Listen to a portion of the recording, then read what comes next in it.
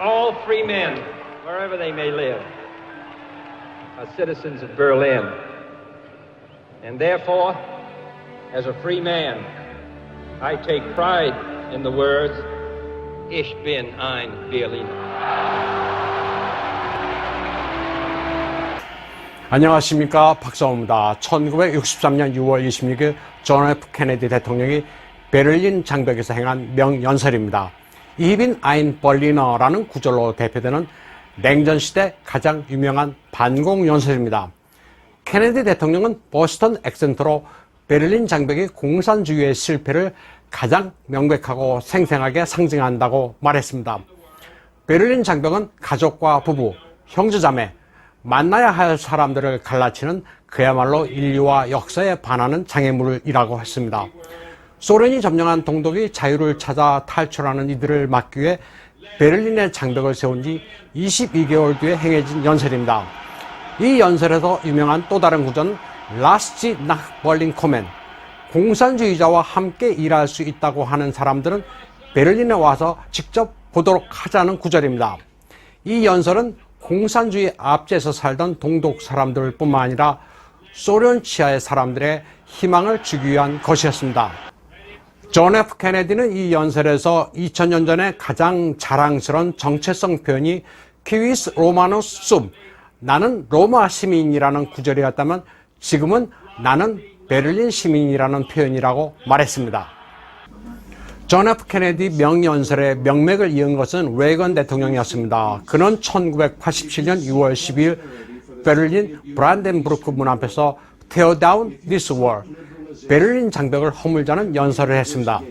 레이건 대통령은 고르바초프 서기장을 언급하면서 소련과 동유럽의 평화와 번영, 그리고 자유화를 원한다면 여기 와서 이 문을 열자, 이 장벽을 허물자고 말했습니다. 당시 이 연설은 그다지 주목받지 못했지만 1989년 베를린 장벽이 실제로 붕괴되면서 전설이 됐습니다. 케네디와 레이건 대통령의 방공 연설 계보는 밀로스 비스트리츠 체코 상원의장이 이었습니다. 그는 타이완 국회에서 나는 타이완인이라고 말해 입법 의원들의 박수갈채를 받았습니다. 비스트리츠 의장은 1963년 케네디 대통령이 이빈 아인 벌리너 연설을 통해 공산주의와 압제 정권에 명확하게 반대하고 서베를린인들을 지지했다고 상기했습니다. 자유는 양도할 수 없으며 한 사람의 자유가 구속되면 모두 노예가 되며 자유가 최고의 가치라는 케네디의 말을 인용했습니다. 그러면서 케네디와 같은 방식으로 타이완에 대한 지지를 표명한다고 밝혔습니다. 비스트리츠 의장은 90명의 사절단을 이끌고 타이완을 방문했습니다. 이에 앞서 중국 외교부장은 비스트리츠 의장의 타이완 방문을 노골적으로 협박했습니다. 14억 중국인을 적으로 돌릴 셈이냐면서 대가를 치르게 될 것이라는 말까지 했습니다. 왕위의 거친 언사는 유럽 각국의 반발을 불러왔습니다. 프라하시의 구청장 파벨 로버트니는 페이스북과 트위터에 왕위가 체코 상원의장을 대놓고 협박하고 있으며 왕위는 막 나가는 광대라고 비판했습니다. 그러면서 중공이 24시간 내에 사과 서신을 작성해 체코 외무장관의 책상에 가져다 놓으라고 말했습니다. 그리고 전자우편으로 자신에게도 사과 서신을 보내라고 했습니다. 유럽연합 각국도 왕위의 횡포에 반발했습니다.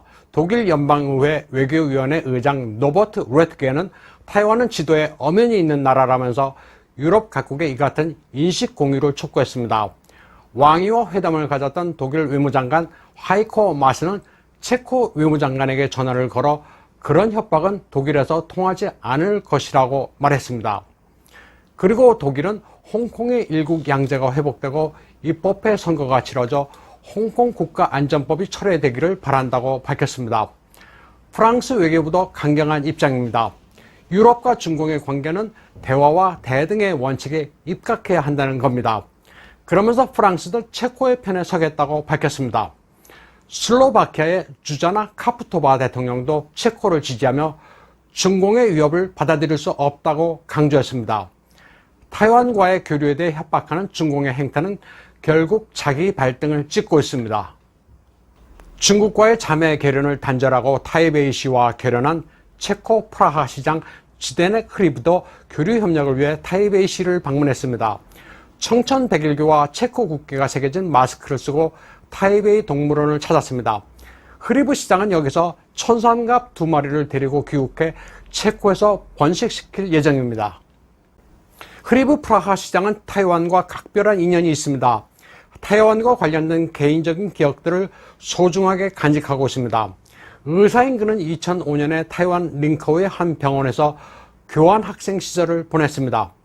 그때 교분을 맺었던 타이완 사람들과 줄곧 안부를 교환하고 있습니다. 24세 체코 교환 학생과 인연을 맺었던 당시 지도교수는 그의 상냥한 사람됨을 기억하고 있습니다. 귀국하면 보통 그것으로 인연이 끊어지는데 흐리브는 명절 때마다 이메일과 전화로 선생님 잘 지내시느냐고 안부를 물어왔다고 합니다. 시장이 된 뒤에는 체코의 특산물을 선물로도 보내왔습니다. 타이완의 동료들도 왕년의 교환 학생이 프라하 시장이 돼 타이완을 다시 찾았다고 반가워하고 있습니다.